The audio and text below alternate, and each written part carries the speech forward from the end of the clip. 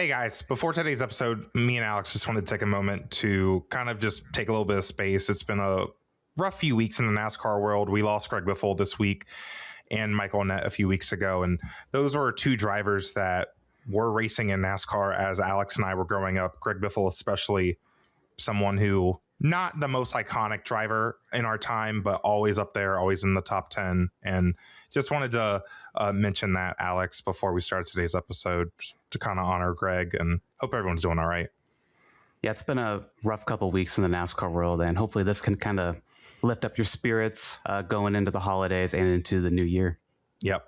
Hope everyone's doing okay. Rest in peace, Greg Biffle. Prayers for his family, thoughts with his family. Rest in peace, Michael Nett, and I hope you guys enjoy today's episode. And hello, welcome back to the Gay Racing Podcast. Zack and Alex are here for a special, it's a Christmas episode. Yay! Every show needs a Christmas episode. And you know what we're going to do today, Alex? What are we going to do, Zach? We're going to write letters to Santa. But I think we're going to need a little bit of help because we're going to invite our really good friends, Andrea and MJ, over from the Laps Down podcast. We're going to write our racing wishes for 2026. We're going to write these letters to Santa. What do we want to see in racing? First of all, I have been waiting for you two, to be on this podcast for a long time. I've been seeing your TikTok clips. You guys are so funny. Andrea, MJ, first of all, tell the listeners, what is the Laps Down podcast? How long have y'all been doing it? And then, just take a moment to introduce yourselves. Hi, I'm Andrea. And I'm MJ. And we're the Laps Down podcast. We are so excited to be on here, by the way. We have also been watching a lot of your guys' clips for a long time now. So we're very excited when you guys asked. We're co-host of Laps Down podcast. It's like kind of a comedic podcast about F1, IndyCar, NASCAR. We sometimes talk a little bit about IMSA, a little bit about Formula E, a lot about supercars. And it just kind of became like us just wanting to talk about motorsports, but like in a very unserious way. Right. And that's kind of how we do it. Yeah. Sounds a little familiar to another podcast. Very familiar, Alex. I think if you're a fan of the Gay Racing Podcast, you will definitely 100% be a fan of what Andrea and MJ are doing at the Laps Down podcast. So definitely check them out. You guys, I assume you guys are on most platforms that we are on. Yeah, we're on Apple, Spotify, YouTube. You know the gist. Yeah. How long have you guys been doing Laps Down?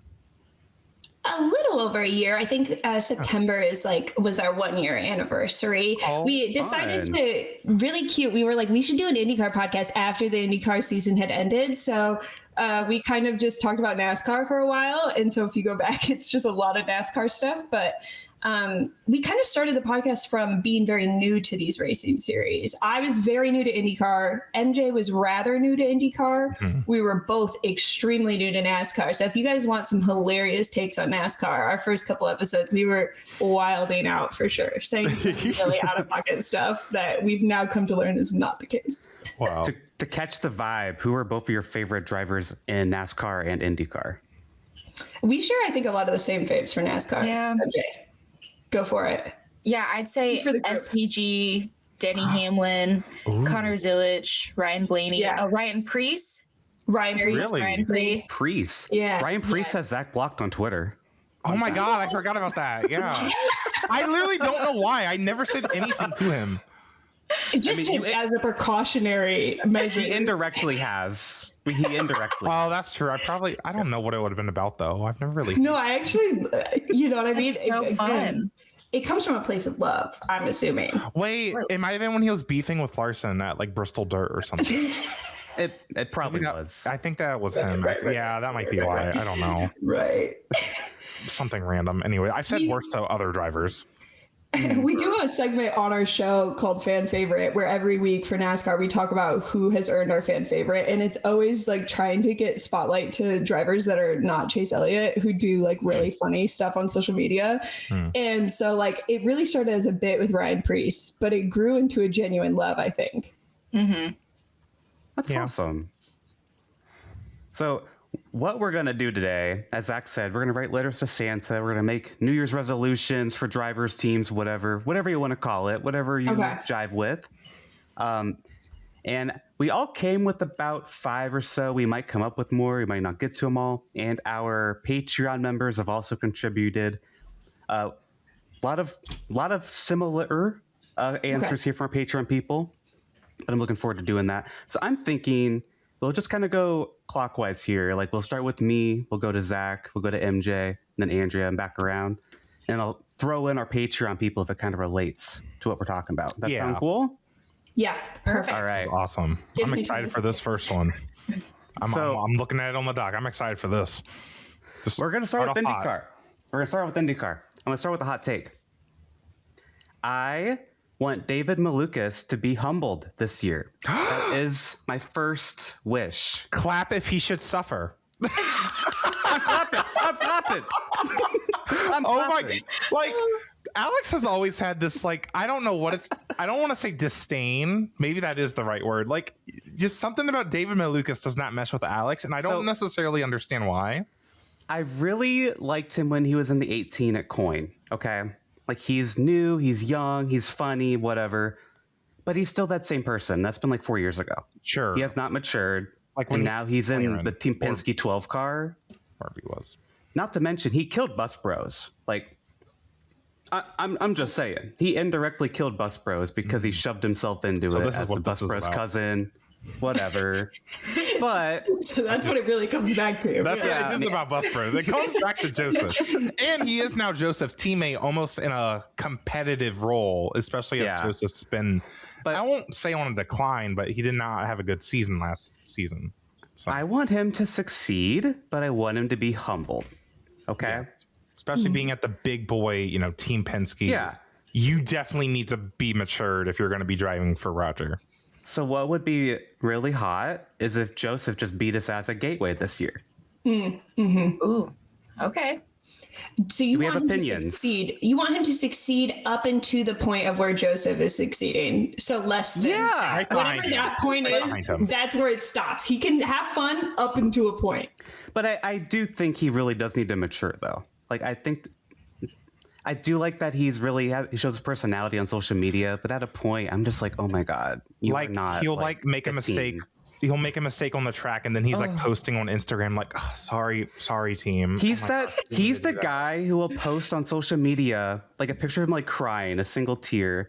Yeah. I'm so sorry at so and so that I hit you today, sad face. It's like, text him. Stop. So I think you're contrary to, I think a lot of people have been having the opinion of like, I want David Malukas to bring more fun and whimsy to Penske. You're like, no, this is a professional establishment. Leave your whimsy at the door. Joseph has been whimsy before many times, and the media hated him for it. And now he's backed off.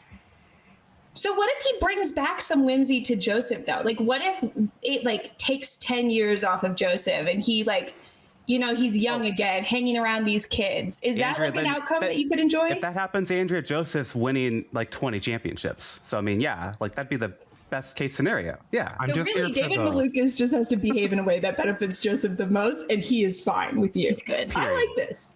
This.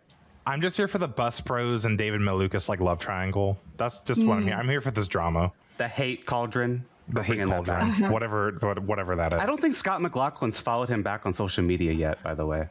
That's This is tea. We've been trying to figure out what the dynamic is going to be with these two plus David. Like, so you guys are on the side that it might be rotted. Like I have no idea. Really bad. I have no idea, and that's why I'm excited, because it's just it's a lot of interconnecting relationships that have been good in the past, aren't as good anymore. Awkward. It might be a little awkward, especially without Will Power there, who has been there forever. Like, this is the first time Joseph and Scott do not just have Will Power there as their teammate. That's just kind of interesting to me. It's going to throw the dynamic off. Yep. But yeah. And haven't they been kind of teasing like a little something between Joseph and David, like doing not like a Bus Bro specifically, but like they had that little series just out of nowhere? One. Yeah. I think that was like a little soft test to see what the reaction would be. But yeah.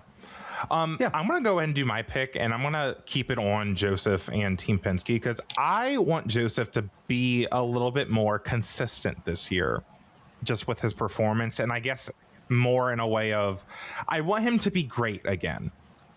I hate that I just use that wording, but you know what I mean? Like, I want Joseph to like be Not one of the best. I want him to be one of the best drivers in IndyCar again. I feel like he just hasn't really been that on road courses for a few years. The hybrid era has not helped him at all. In general, Ganassi has just had the upper hand on Penske. So we might have to put this whole David Malukas shenanigans aside for the betterment of Team Penske, because we need Team Penske to, you know, the tide, a rising tide will lift all ships, right? We need Team Penske and Joseph specifically to just be a little bit more consistent for me. I don't know, because it's been hard to be a fan of his. That Nashville win was huge at the end of last season. I think that's, me and Alex both definitely needed that as Joseph fans. But oh yeah. I think MJ texted me the other day about his like celebration in Nashville. Yeah, I was just watching it and just like watching him run up into the stands and just take a seat and be like, I need this for a second. I need this really bad, guys.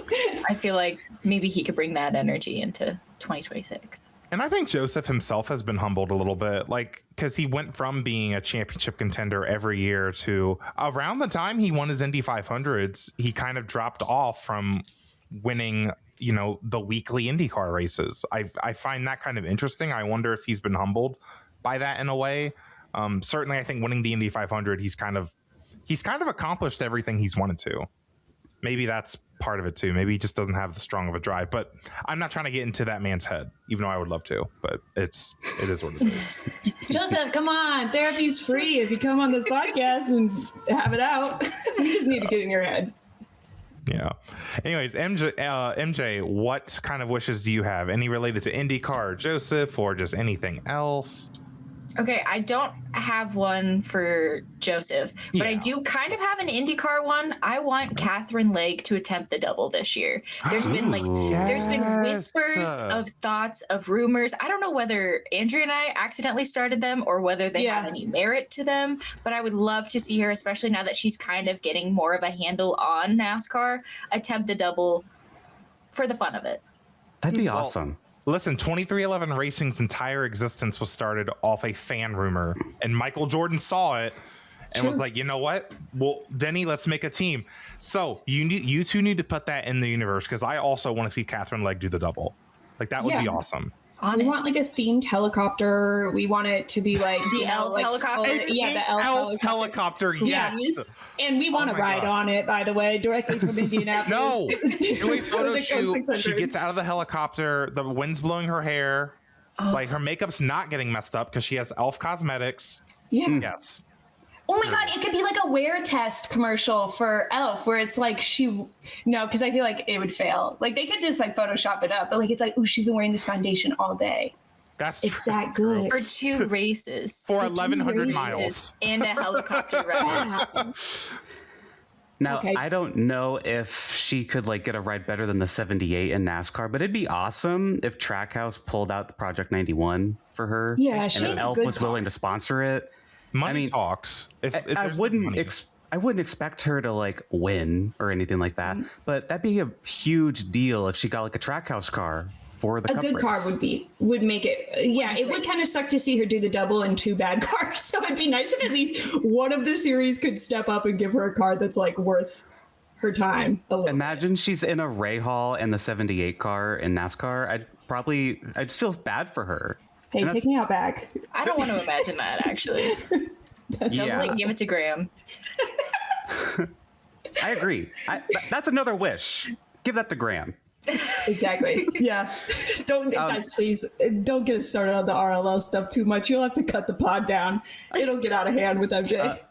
Andrea, before we move on to yours, we actually have another Patreon wish here about women in racing. This is from our Patreon member Dirt, who says, I wish to see a woman make significant runs in 2026, such as Jade Avedijan or Isabella Robusto.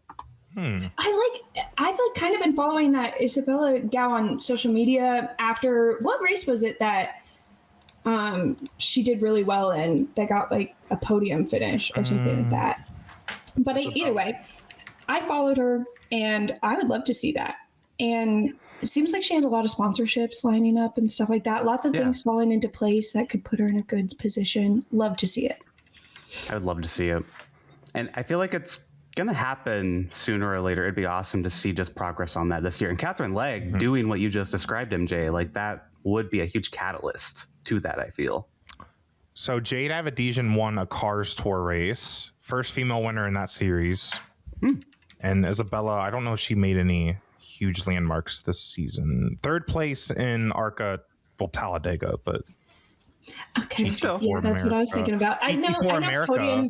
podium finish isn't really a thing in NASCAR, but the F1 fan in me is like, that's a podium. Well, yeah. No, I love a top three. I love a top three. Yeah. So Andrea, what's your first wish here? Okay, so mine is like kind of following the Indy. I have a lot of IndyCar ones. So even if you guys move on to NASCAR, unfortunately, I will still be living in IndyCar. And it's kind of along with MJ's and maybe against y'all too, which is I want to see a first time Indy 500 winner this year. I just love the like big emotional moment. I think it's like good for this series. I think like I love seeing like a first time winner. And so as much as I have come to love Joseph recently, I don't want to see him. I don't want to see anybody that's done it before. F it. Catherine Legg, winner. No, just kidding. When we were at the track, we were really hoping Connor Daly would pull it off just to see like the stands erupt. Yeah, you want like the energy of a first. Like when I saw Robert get pole, like there's like not that many people in the stands, I feel like, for qualifying, but the people that were, it was literally like electric. And I was like, I think I will always be rooting for a first time winner at the Indy 500 because it's always going to be so much more fun than somebody, unless it's like Joseph's going to get 3 in a row or something. It's always going to be more fun to have a first time winner. So that will always be on my wish. I would love to see Ed Carpenter actually do it, but I think we might have passed that point. Yeah. There was someone else who was like kind of in contention too. It wasn't Connor Daly. I don't know. I would love to see Christian. David, it was Malukas, but I don't know if I really wanted to see that today. I wasn't mentally prepared for David Malukas to win that race. Well, that would have. I'm not going to get into it. I don't know if it would have felt right. Anyways. MJ, who would you like to see win the Indy 500? Well, I love the idea of a new winner, but I want to see Ryan Hunter-Way win it. I want Ryan Hunter-Way to win it. He's going to be in McLaren. He's in Larson's car. I know, and it's hard for me to cheer for McLaren, but you can find a way if it's for Ryan. I'll figure it out. I'll power through it. What about Pato Award? Because our Patreon member Olivia, their wish is for Pato Award to win the championship or the Indy 500 in 2026. Baby, ain't nobody care about that Astor Cup. Ain't nobody care about that championship. Look, that's Pelot's trophy, girl. But we'll get him that Indy 500. I hope. Yeah, his 500 is a long time coming. I feel like it's right around the corner. I think he's going to have one of those storylines where it's just going to always be missing out on the 500. But then when it does happen, it'll be like so much pain has gone into it. It'll be the storyline of a century. You know what I mean? I almost feel like it's not to that threshold yet, but like if he loses a couple more times, guys, I'm just kidding. But I don't know. I'm not feeling it yet. I feel like it gets harder mentally. Like the more he loses it, that's the tricky thing. I feel like Joseph never really got to that point because he never really got close. He never really got that close to it, though. That's my thing. But with Joseph, they were starting to ask him, like, hey, are you ever going to win this thing? And then he finally did win it when they started asking that question. But it's not like where Pato had opportunities right in front of him in the race itself. Because Joseph, some years he just wouldn't really have the speed or anything. Or he'd be like top 5, but it's not like he was leading like with 3 to go like Pato has multiple times. So I almost would prefer like a true championship battle for Pato before like an Indy 500 win. Do you know what I'm saying? But like I don't know how that's possible right now with Alex Palou being the way he is. But like that would be, I think, even more of like a payoff for me as a viewer. Yeah. I'd be interested to see how this IndyCar season develops because I don't know what my expectations are for it anyways. And this is a little off topic. I was just, I don't really know what to say, what I want to see for the IndyCar season. That's why I was having so much trouble making my little wish list. Oh, I had a lot to wish for. Well, I am excited to hear from you. I am really excited. That's another reason I was like, the girls got the IndyCar stuff. I don't need to put too much. MJ and Andrea got this. I told MJ, I was like, you better come up with really good NASCAR ones because I'm like really in my IndyCar bag right now with my wishes. So. we'll see if she fulfilled that. Do you have another IndyCar one you'd want to share now? Oh yeah. Okay. So it's like kind of basic, I would say. Okay. But it dips into F1.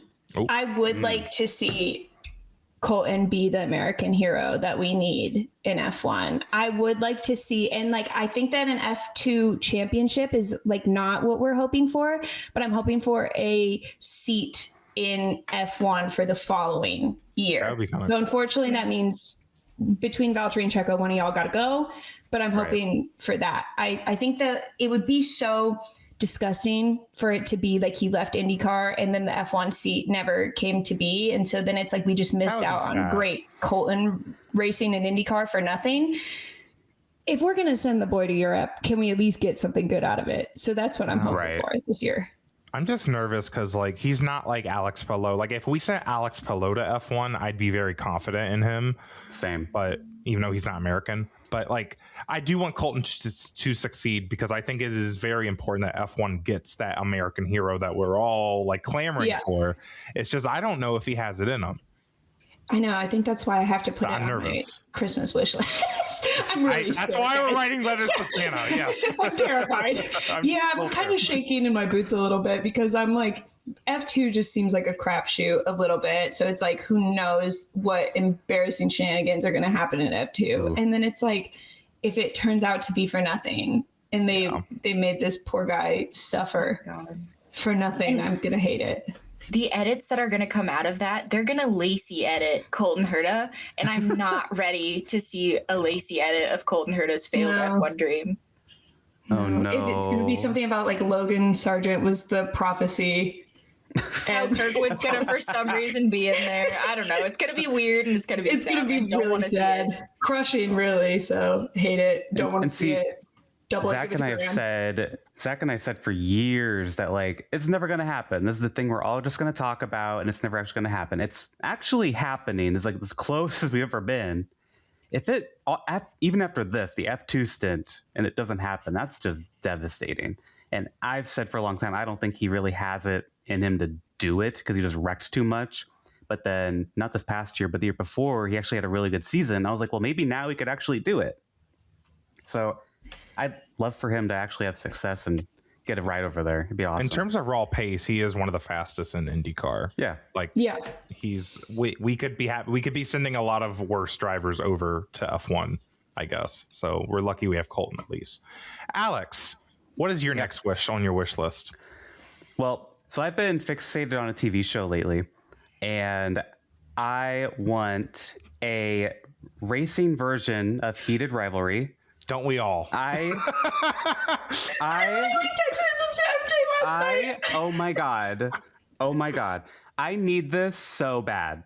Of racing, even Challengers, the tennis movie. God, yes. Or in between Challengers and Heated Rivalry, something like that, racing. It can be NASCAR, IndyCar, F1. It can be dirt bikes. I don't care. If they are racing, I want them to be gay and in love and pining, yearning, and they hate each other for a minute. I need just a little bit of hate. I texted MJ last night. I'm like, I'm so pissed hockey got to this first. Like, there's so many good fanfics out there about racing, and now everybody's like, I'm so excited to get into hockey thanks to Heated Rivalry, and I'm like, why didn't racing do this first? I'm so mad that hockey got to it first. You know, they need to take in. Go ahead. The closest thing we are to this is the ending of Talladega Nights. That's the closest we are to having this. But we have a gay racing kiss or man and man kiss, but it's in Talladega Nights. No, I want it to be serious, pining, and devastating. I want to cry. And I know Zach, what they can base it off of. What's that? The 2025 McLaren F1 championship battle.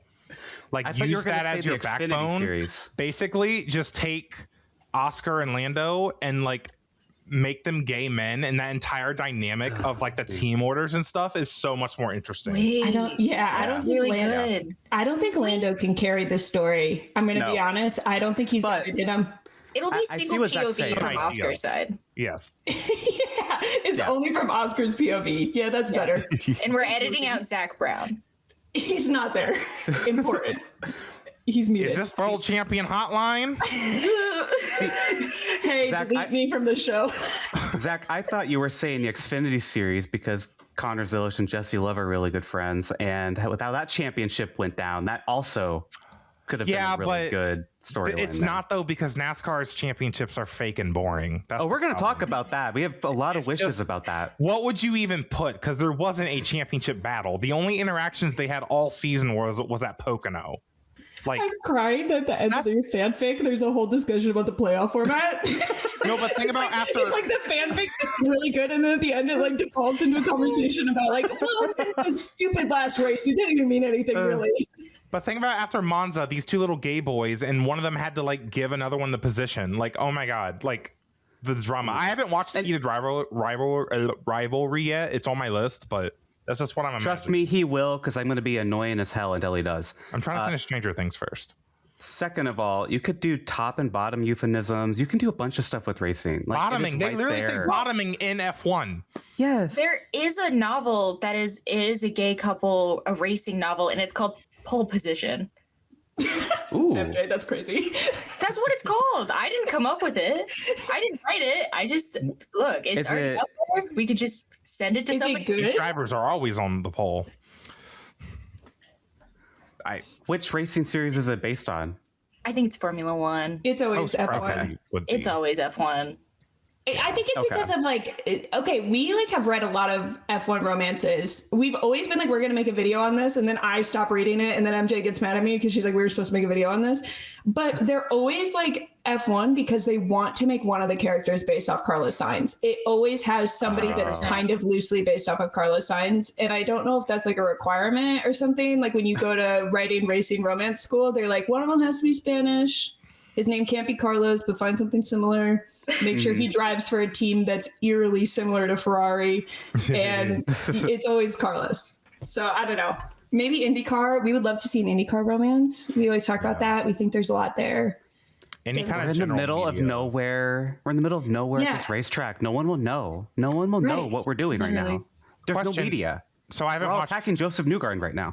Zach. I haven't watched Heated Rivalry. Is it like branded as the NHL, or is it just like it's fake? Like a fake version? It's like a So they would probably do like a fake Formula One. Maybe it's based in America. Maybe it's not. I don't know. It just depends how they want to do it. Yeah. I guess I'm next, aren't I? Yeah. What you got? Let's stay on the Formula One trend. So I'm a huge Ford like diehard, like not to be all country and stuff, but my dad and my mom growing up, they were Ford diehards. I grew up in the backseat of my mom's Mustang. My dad had this like Ford van. Like, you say this with the big Chevy logo on your shirt. Unfortunately, I'm also a Kyle Larson fan. So we're starting this off with a lie. As awkwardly, listen, I have a Mustang in the driveway. Okay, I'm serious. Anyways, my Alex. But quick cut, go change. I was wearing a Ford jersey yesterday. Listen, I really, so Ford is working with Red Bull now powertrains for the new F1 regulations next year. I just want Red Bull to like get their, like, I want them to get out of their villain arc so that I don't feel disgusting for supporting them. Because they're kind of my favorite F1 team. I feel like it's bound to happen. Although obviously I've never had trouble crossing boundaries before, but I don't know. I just like, I'm glad that Helmut Marko's gone because that dude's just weird. Just was disrespectful. So I hope with these new regulations, they get that second seat under control, but with you like Isaac Hadjar a lot, Zach, don't you? He's cute. I know there's been a little bit of drama with him on like social media, but again, as a Kyle Larson fan, you mean the recent one? Yeah, as a Kyle Larson fan, I'm just sitting there like first time. I can get through whatever's going on with him. I can get through it. I'll just turn whatever. I think Isaac Hadjar has a chance here with like the new regulations, new engine provider. Yeah, maybe there's something that could happen there. I hope Red Bull just becomes a lot more respected again because I feel like they've just been a villain. Yeah. Ever since like the 2021 championship battle, they've just been such a villain in the series. So I don't know.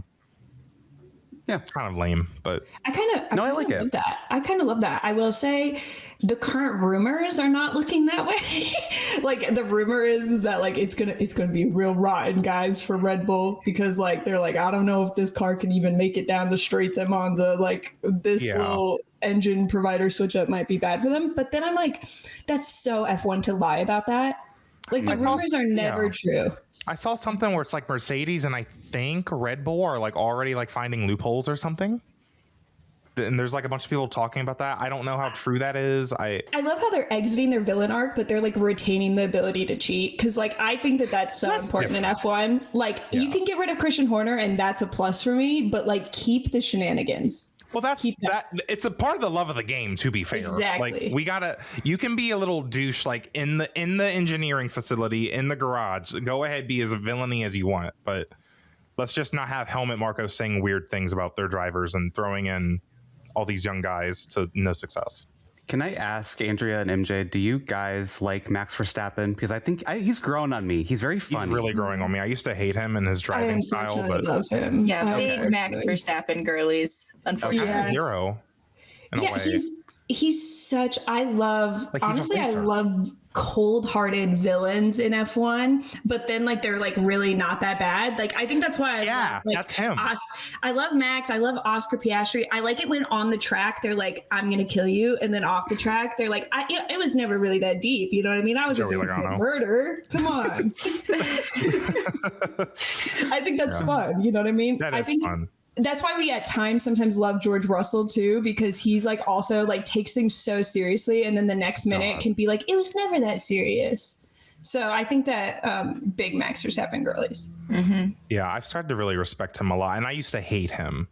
I'm still kind of conflicted. I'm still kind of conflicted on it, to be fair, but I think I just gained a lot of respect. I enjoy him. I've gained a lot of respect for him and his talent. It's just I don't know. He's exploited the F1 driving standards. But that's not really his fault, so it is what it is. But yeah, MJ, what do you got next? What do you got? Okay, mine get progressively like a little bit just goofier in general. Love it. Sounds good. I have another IndyCar one, kind of, and this is a platform that I have been preaching on for a hot minute. I want them to bring back the IndyCar Fox cartoons. They had them for the first race. Everyone complained about them because they were ugly and weird, and they like did not portray the drivers very nicely. Like, you know, the IndyCar or the NASCAR Fox cartoons where it's I know. We are very familiar. Yeah. I want them to bring them back for IndyCar because I think they rolled over too quickly, and we're like, oh, the fans are dissatisfied. We got to get rid of them. But they were funny. No. Okay. No, hard pass. Hard pass. No. Am I allowed to veto?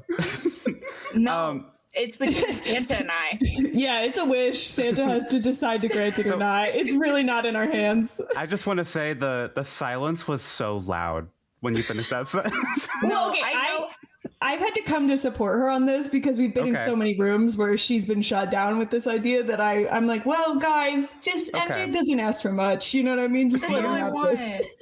Do you like them in NASCAR for Christmas? I like them not as like I think these are a good idea. I think that these are visually appealing to look at, but just like they're so 10 toes down on being like, let's give all of these drivers abs and pecs and make them 6 foot tall, that I'm like, yeah, might as well. That's so funny. That is not something I thought would be wished on today. I love it. I do love it that this is a wish that you have. I have to conceptualize watching NASCAR in February and seeing them again too, and being happy about it. Every February we have to. Bad. That's the thing. I feel like, especially for IndyCar, it's like IndyCar, I feel like needs to present themselves as like, you know, we're a serious motorsport. We're not just like effing around out here. But I think that's my thing with it, especially like, I don't know, they get compared to F1. Just driver pictures. Like, these drivers are hot.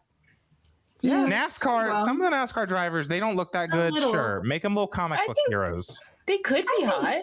Yeah, in like in a certain light, maybe. And like the comic book pictures definitely. I see it as like an IndyCar. It's a huge disservice because so many of those drivers are so handsome. Yeah. Like, don't ruin them. There's some people I'm like, hey, your cartoon is defamation. Like, you should sue. The Scotty Mac one. The Scotty Mac one, I was like, hey, let's get some legal action going. That's crazy to do that to you. You have rights. They didn't even, I feel like they could have even like done it better if they were trying to make them look comic book style. I feel like they could have done a better job. I don't know. I'm not that much of an artist. The way Denny Hamlin was complaining about his every week and Fox did not change it at all cracked me up. Yeah, no, like, Fox does not care, but they'll. I'm so curious what happened. They changed with IndyCar, but NASCAR's been so loud opposed by the fans, but they will not budge. It's so funny to me. Normal pictures just look better. I'm sorry, they just look better. There's not really a need for the pictures anyways, because they are funny. It was like they were on like the timing tower for a hot minute that first race. See, that was bad. And I was like, that's unnecessary. I can't see them, but it was so poorly done that I was like, unfortunately, I'm incredibly endeared to this group of ugly cartoon men. So are you guys part of the like NASCAR and Fox, like we hate the Fox broadcast for NASCAR? Because I feel like that was such the thing. And then like for IndyCar, I feel like they have been so quick to move with the fans. Like people say like, we hate this, and then they just like fix it. And it is very weird that for NASCAR, people are like, we hate this. And they're like, you're going to learn to love it or else too bad. Yeah, I think IndyCar on Fox, they struggle with some of the road course broadcasts. And I don't know if it's because of the NASCAR experience. They just have trouble following the little minor strategies that go on at road course racing, I've noticed. But ovals, they do a really good job. And like Will Buxton, the on-air talent, gets really into it. But so you think it's better for IndyCar? You hate it less. NASCAR on Fox, they need a new booth. Like Mike Joy needs to retire. I think he's just... NASCAR on Fox needs blown up. Like Mike Joy has ran out of gas. He's legendary, but like he just needs to retire. You know, a comical explosion that you'd see in SpongeBob? Yeah. That needs to be NASCAR on Fox. Just this is a bomb factory. Yeah. One of those anvils falls on them. An old-timey cartoon. It's just like, oh, sorry, an anvil fell on the booth. Might be. And I know Larry Mack is kind of like not like greatest public friend right now because what happened with Denny Hamlin and 2311 and all that. That's not my business. That's not my business. I know he's getting older, but he's still. No, Larry's got it. They need a crew chief in the booth. I hate when they don't have a crew chief in the booth. That makes me so mad. Who's the one homie that is always? He was on the Prime. He's on the NBC. Steve. I love Steve. Oh my God. I'm gonna walk you through this. I'm like, oh, thank God, Steve. Thank God. I had no idea what was going on. Yes. Like literally, Steve's like one of the best in NASCAR. I wish Prime and NBC just had the whole season. I almost put it in my wishes, but I thought we were being realistic. I was going to be like, Prime's got to get way more of the season. But then I was like, well, I think contracts have already been written and it's not happening anytime soon. Well, if I got to change anything, I would have like the big races are on NBC and we can have whatever commercials. And then Prime has all the other like minor races and stuff. Yeah. And just keep the Prime booth. Like Adam Alexander, Lee Diffie can just trade. I don't care. Just whatever. Weirdly, I started to like I said, was very new to NASCAR, and everybody was like, "We do not like Corey LaJoie," and I'm like, "Okay, we don't like him." And then he was on the Prime broadcast, and I'm like, "He's like kind of charming. I don't know, guys. What do you want from me? You put him on this Prime broadcast, and he's charming me." So I like him on TV. I thought he did a really good job. He was kind of cooking that one week. I remember. And he would next to Carl Edwards. He looked fine as hell. Like, I'm not gonna lie. Big fan of those button-ups. Oh, but his problem is he's way too cocky. And he's like, I'm too good to have a full-time truck ride. Right. And he ultimately goes and runs most of the truck season anyway. It's like, what? Yeah, no. He's a little full of himself. That's all. Yeah, what y'all say? I'm thinking of Carl Edwards. What? What'd you say? I'm thinking of Carl Edwards in that button-up shirt. I'm sorry. What y'all say? Did you guys know? Sorry, we have to tell everybody about this. This is like part of the gospel we preach on every podcast. Did you guys know that there's a NASCAR romance series that has a cameo from Carl Edwards? And we didn't know who. Twitter. Okay, well, we didn't know even. That's how I found out who Carl Edwards was through this NASCAR licensed romance novel where they're like, oh, and Carl Edwards is in it, and he just has like lines in it. So I didn't know you can make a cameo in a book, but apparently you can. And he honestly did a really good job and was. And we looked him up and we were like, we get it, we get why he was picked for this job. Good for you, Carl. Okay, so Carl's going to be in the NASCAR Heated Rivalry. Yes. With cameo. Correct. Yes. Okay. Yeah, and I think you'd be down for it. I'm in. What they need to do is they need to like back to now the heated rivalry idea for racing. Like they need to make like a clone of like Casey Kane, like in that type of character. Okay. Dude. And his boyfriend needs to be like, I don't even know, like a Connor Zillish type of driver who's just like, yeah, because one of them has to be a prodigy, and one of them is like they're always so close, but they don't get it. I feel like. Yeah, no, that's important for the storyline. Yeah, I think that's true. Yeah. I don't even remember whose turn. I like it. Well, that's enough being gay for a little bit. I think it's your podcast. MJ went because it was the cartoon. It was the cartoon one. Okay, yeah. So, Andrea. Okay, you brought up Connor Zillish, so I'll keep on the Connor Zillish train. Connor Zillish gets to goof around in as many other series as possible and as he would like. So I would like him to be able to goof around in IndyCar, IMSA, Supercars. I don't care what it is. I don't care that he's a rookie in NASCAR. If he wants to do it, he gets to do it. That's the rules. Thing. I want him to do that too. It's like I want him to go to Le Mans. Like he could win at Le Mans and LMP2. I feel like, and that's something like they really should be working to get him on. But unfortunately, with the NASCAR schedule, like they run almost every week. I think the Rolex 24 is the only non-NASCAR event he's doing this season, and it's kind of sad. That's very sad. Yeah, I remember his dad posted Connor's schedule like a few weeks ago. So. Which, by the way, don't do that. I mean, hey, here's everywhere where my son's gonna be, guys. Catch him. To be fair, it was all like public. Like it's literally just every NASCAR race plus the Rolex 24. But I do follow his dad on Twitter. He's a funny Twitter follow. I wonder, like, he is funny. I do wonder though, like, if I would want my parents to do that if I was a racer. Like, I think I would have my parents on lockdown. Social media wise, if I was famous, I'd be like, hey, you gotta stop tweeting out my address. Hey, tell my PR manager to go yell at my parents real quick. Yeah, you got like there was like a point there where it was like only embarrassing things. Like he was only tweeting embarrassing things about Connor, and I was like, hey, you gotta lock that down. You can't be putting baby pictures on the internet anymore because it's really embarrassing for this grown man. Yeah. I had a similar wish with Connor Zillish. I put that I hope they just leave Connor alone. We kind of strip him of expectations and just let him develop. We've seen drivers like Ty Gibbs come into the Cup Series, an absolute prodigy, and Ty has still not won to this day. I don't want Connor to be one of those flops. I don't know or think that he will be. I just want, people to temper their expectations. Just let him develop. NASCAR's in kind of a changing time anyways. Connor just lost the championship that he shouldn't have lost because of the format. Like, it's just, I don't know. I just want Connor to chill this year. Just, learn the car, develop. And I wish he could go run off and do more series, but just with the way the Cup Series is, 38 weeks is unfortunately, I don't think that's going to happen. I wish it could though, because he's definitely will be in the Indy 500 one day. I was bummed about the Supercars thing. I think that one kind of made me mad. That would have been cool. Yeah. Yeah, I hope people leave him alone too. Just let him learn this car, because this car takes a long time. It seems like it's around 100 starts when they really start to click with it. I feel like at this point, it's like it's a stretch to call the next gen car a stock car. It's so different. It is just so weird. Every driver has said it is. Yeah. It's going to be a huge learning curve, but it is what it is.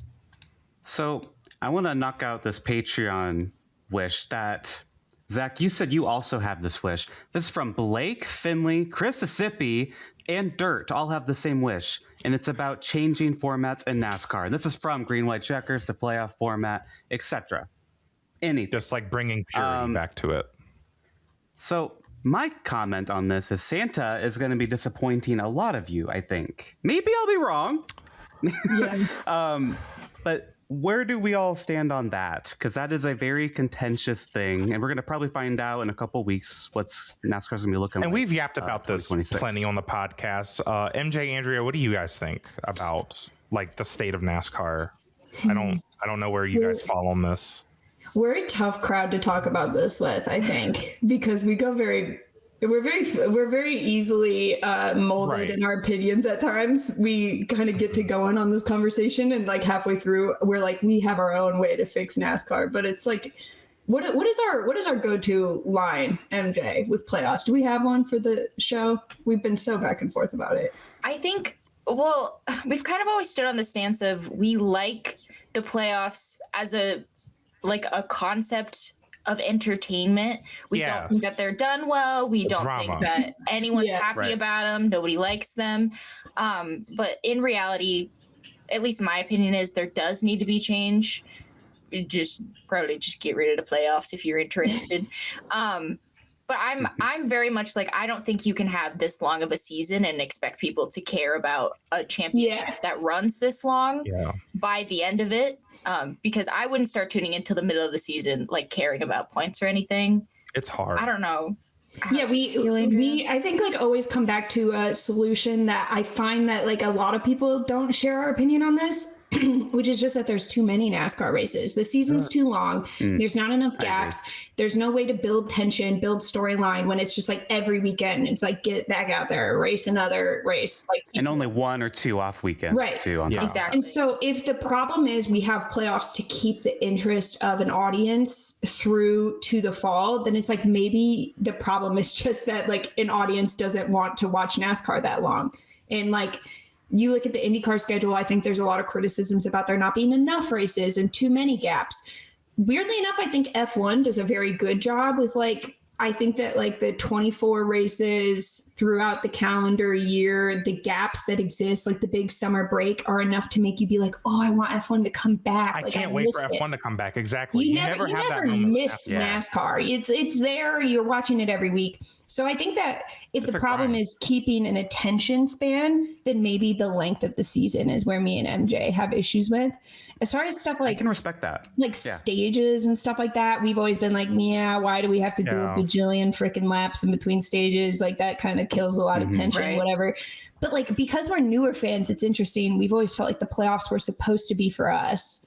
I think that we started watching like 2 years ago now during the playoffs. Like I think the first NASCAR race I watched was like the first race of playoffs the year that Joey Logano won. So 2 years ago. And it was interesting. I was entertained. I think like cutoff races, I was like, oh my God, like you guys are really about to just get rid of 4 of these people? Like what? Yeah. But it was so confusing that it didn't really feel like it was meant for new fans. That's the thing. I'm glad you bring that up, because I've always said like, I don't think playoffs are actually doing anything for new fans. They're not going to care about this. They're just not. I was confused a lot. You need to cater. You need to cater to the people that are actually like, they like the racing, make the racing better. Focus. I mean, what I've been saying, focus less on the championship. Let's focus on the races. Let's focus on the NASCAR races. This is the best racing in America. These are events that attract people from all over the country, right? Like, focus on that. Focus less on the championship, which is why just make it a basic 36 race championship or full season format and just reward the best driver at the end. It doesn't need to be that big of a deal. I am curious, MJ and Andrea, where you two fall on the 10 race playoff / chase is what they used to call it, because you guys never watched that at all, right? They did that back when me and Alex. That's what Zack and I grew up on. Like I've been watching my whole life. I'd say like earliest memories of watching NASCAR like 03, 04. And then Zack started watching in 07. And that was the peak chase era. Yeah. And it was just the full season. Then you had the final 10 races. There was no like eliminations or anything like that. But you'd have the chase would be the top 10 or 12. It felt like whatever version you're on. It felt what playoffs should be in racing. If you're going to have it, because it's like, this is whoever gets the most points out of the 10 best drivers, right? In these final 10 races. That just makes more sense to me. Trying to do eliminations in racing just doesn't work. Yeah, I think the eliminations are such a hard sell, especially as like we're trying to get new fans in. But then like we're also trying to convince people. It's like, and then we go down to one single race, and this is supposed to be a game 7. They always go, we want a game 7 moments, and I'm like, okay, but there aren't 7 games. There's one game. We're doing one. Yeah. Just reset the score for no reason. Yeah, like, exactly. Have 10 races, and then when you get the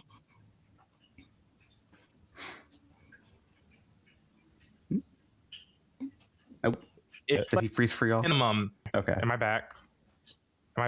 Yeah, you're back. My internet sucks, but my bare minimum is 10 races. 10 races. I can't do less than that. I don't want any more like 3 elimination races. I'm over it. I think I always will be like, I'm such a person where I'm like, well, it's not fair to the people that were eliminated because what if they're not good at those tracks? You know what I mean? Like, I'm always like, but like, this isn't, I know, I'm like, this isn't fun. So I do like your idea in the way of like, you know, you get a second go at it. Like if your favorite tracks are like the ones towards the back end of the 10 races, then you're in a better spot. I'm interested to see if they do the 3 races for the finals. Maybe that could smooth over some of my, because like I said, I'm like, more of maybe a step above a casual fan. Maybe I could have some of my issues smoothed over with like it's decided by 3 final races rather than 1.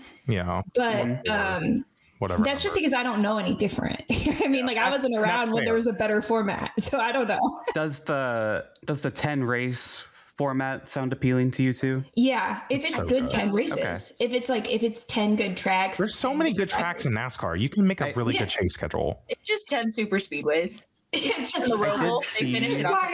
Why are we doing the Roval 10 times, guys? Please.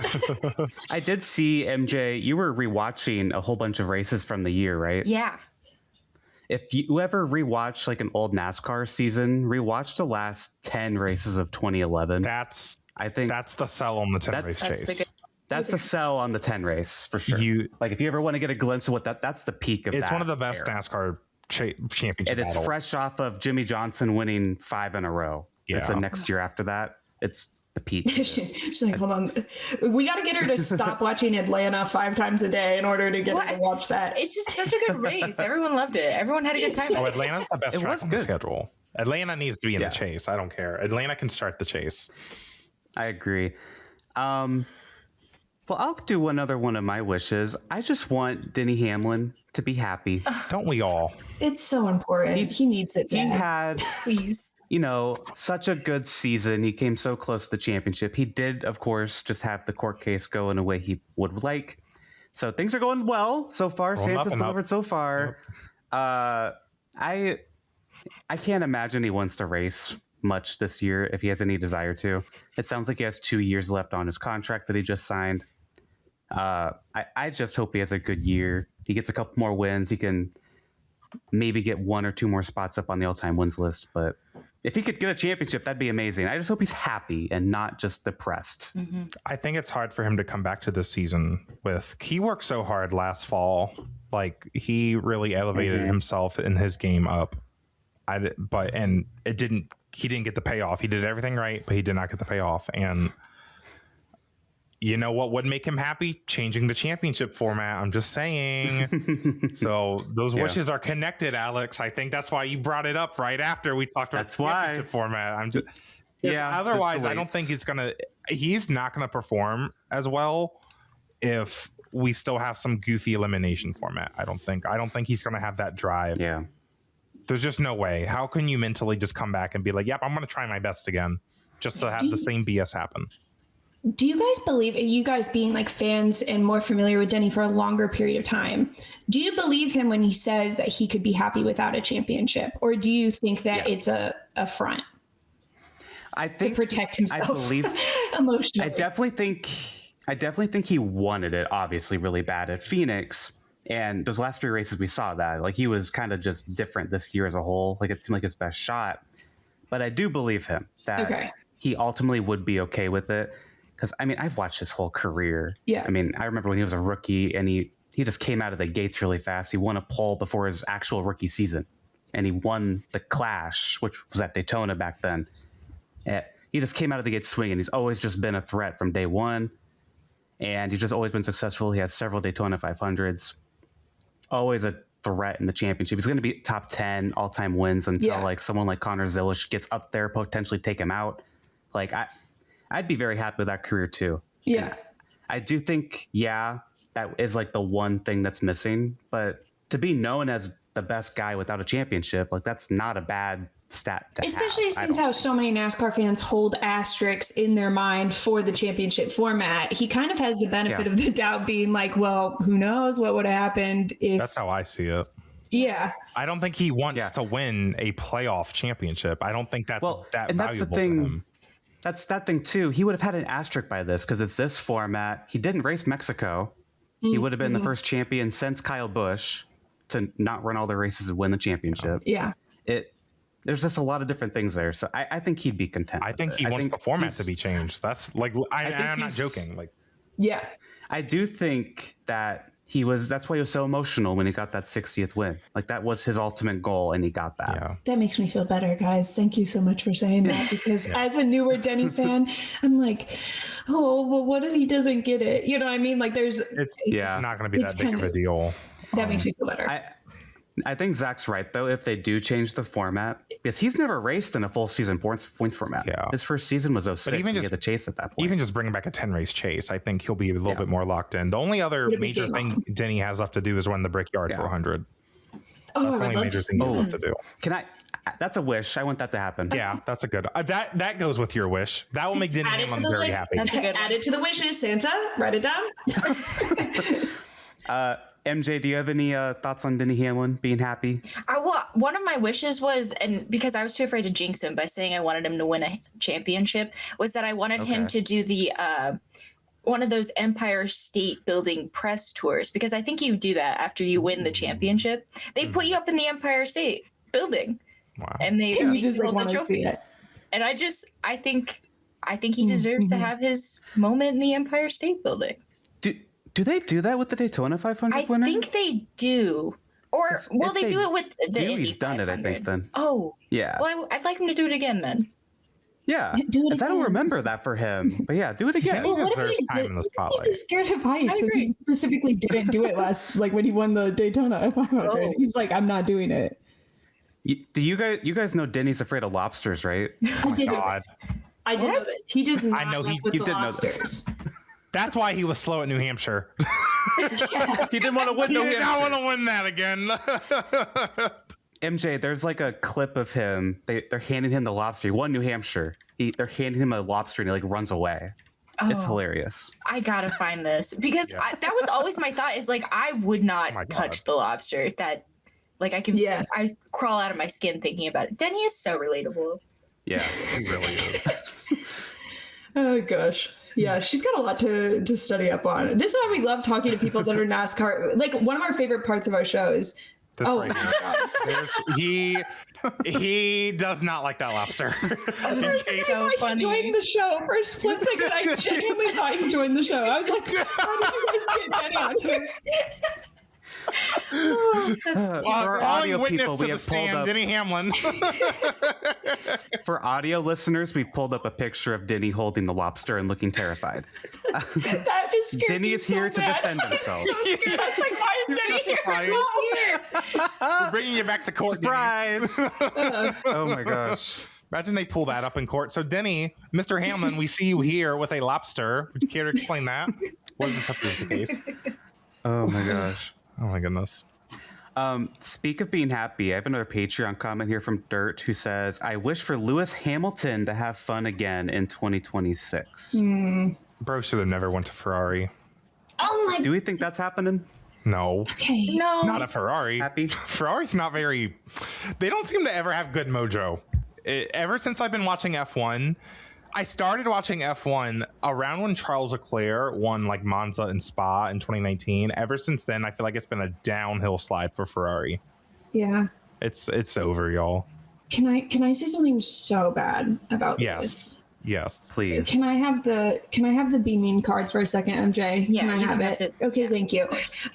I think that I'm such a proponent of like quit while you're ahead. And I'm hopeful that 2026 regulations bring a car that he agrees with more. This current regulation of cars that we were in, he clearly did not F with. And I'm such a proponent of like, it sucks when you see somebody who's such a hero, like go on such a decline at the end of their career. And it's almost like, how do you know when the best time to leave is? You know what I mean? Because like, it's like gambling. I don't know. Yeah, because it's like you don't want to leave too soon. Like you look at somebody like Denny Hamlin, for example, who's like still so good that it's like you don't want Denny to leave the sport yet. But there's always a chance that like you hit 1 year over that benchmark and you don't know you're there until it's too late. And then it's like now you're on like a decline. And I fear that Lewis Hamilton, I don't know what turning it around looks like because I don't see another championship in his future. I think I could see more podiums. And if that's what we're looking for, then that's great. But like, if we're looking for a championship, I don't even perceive how he could be in a championship fight again. The thing with Lewis is I think him winning at Silverstone last year in Mercedes or 2024, that was his, I think he could retire now. I feel like him winning that race. Yeah. Like he has won recently. Okay. I think we need to quit. That's a very storybook final win. Like, yeah, but I've also always kind of hated or felt uncomfortable with like, oh, these drivers need to retire now while they're ahead. Like, I think it started with like when we saw Jimmy Johnson decline. Maybe it was somebody else. Maybe it was because Jeff Gordon kind of quit at a really good time. I mean, he was literally competing for a championship. He nearly won the championship in 14, and then 15 won the next to last race, and then he came back the year after for like 10 races. But yeah, he was also somewhat on a decline at the same time because he just wasn't winning as much as he used to like 10 years prior. So yeah, like that's just a weird thing with Lewis, and we saw Martin Truex and Kevin Harvick in NASCAR. Like literally, they won like back-to-back races or whatever, and then just stopped winning. They just never won again. Yeah, you don't know when you've reached that point, and it's hard as a driver. And the thing is too is that I wouldn't even say this if I thought Lewis was in it for the love of the game. Like he's okay being a midfielder. Like Fernando Alonso, he has the time of his life, like bullying rookies back there for like 9th place. You know what I mean? Like that's his favorite place to be. I don't think Lewis is in it for the love of the game in that way, and it's just always going to be sad, right? Like if he's not winning, it's going to be sad.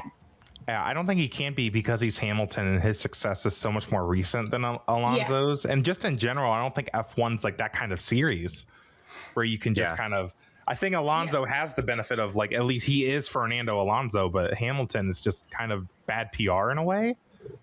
The more he does this, but I hate to think like that. Yeah, I don't know what the line is with Lewis, but I feel like we're there, kind of. We do have, we mentioned Fernando Alonso. We have a Patreon wish from Finley who says, I wish for Adrian Newey to build an Aston Martin that is a rocket ship, and 57-year-old Fernando Alonso goes out as a 3-time champion exactly 20 years after his past. Or alternatively, the beginning of the age of Lance Stroll. I do not think he's actually 57, Zach. I'm about to say. No, I think he's 44. Yeah. I'm like, how's he not dead? Round up to 70. Round up to 75. I don't think a 57-year-old can like drive an F1 car. Like, so confused. Well, okay, Sonny Hayes would like to argue that. Yes, stop. Never I still say need never. to watch that movie. I haven't watched it yet. Oh, you got it. It's so good. Just like the Fox cartoons. Okay, that tells me everything I need to know. I would love to see like Aston Martin gain a little bit of respect on the grid.